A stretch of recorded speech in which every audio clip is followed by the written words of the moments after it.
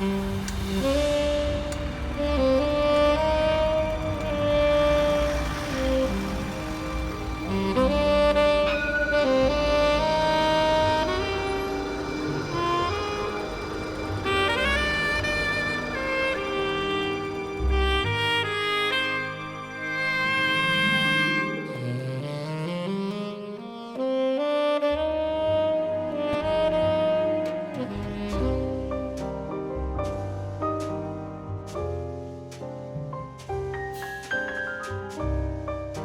guys, how are you?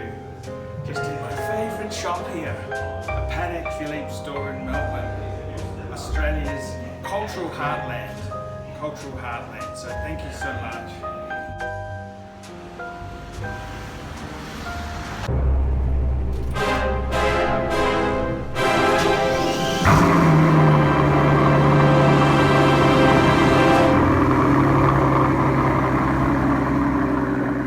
Hi guys, ArchieLuxury channel.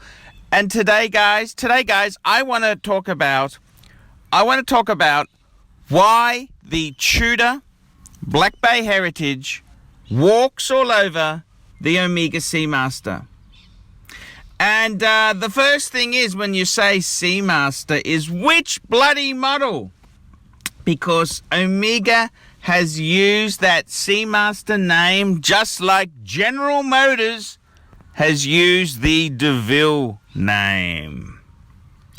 And that's the biggest problem. When you say Omega Seamaster, this is what makes it not the greatest, most iconic diver, is that they have brandied that name around so many times. And I remember the first semi-decent watch I got, yes, it was quartz, in the 80s when I was a teenager. I got an Omega Seamaster, but it wasn't a dive watch. It was a sort of a semi-casual dress watch. It just used the Seamaster name. See, Omega put Seamaster on everything. It's a bit like DeVille. Everything was deluxe, DeVille. And this is the biggest problem with the Seamaster. See, if you want an iconic diver, you really can't go past the Tudor Black Bay Heritage. Why do I say that? Well, the Tudor Black Bay Heritage is really a reissue of the Rolex Tudor Submariner. That's what it is. It has a very long history. Tudor made the Submariner based on Rolex parts for decades, whereas Omega's been very fashion fickle with the Seamaster.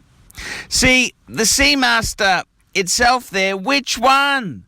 There have been so many Seamasters, not to mention men's fashion watches, men's Omega pieces which weren't even waterproof.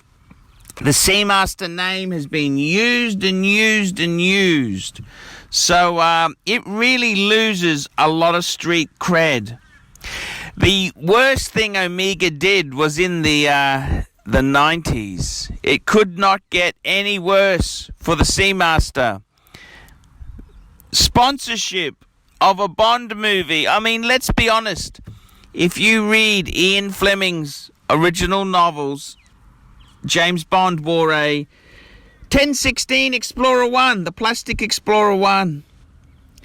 If we go to Sean Connery, he wore a no-date Submariner.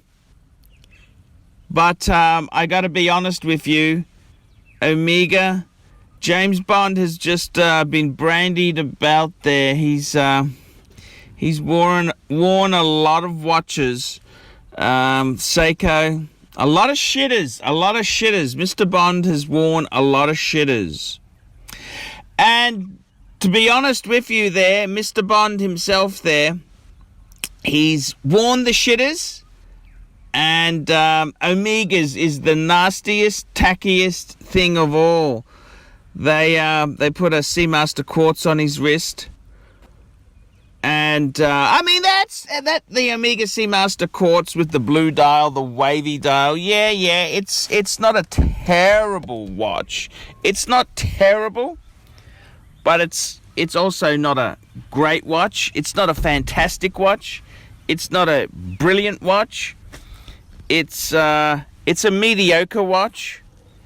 Whereas if you look at the Tudor Black Bay Heritage, it's basically the original. What they've done is they've looked at the last Tudor Submariners and said, right, what do we do here?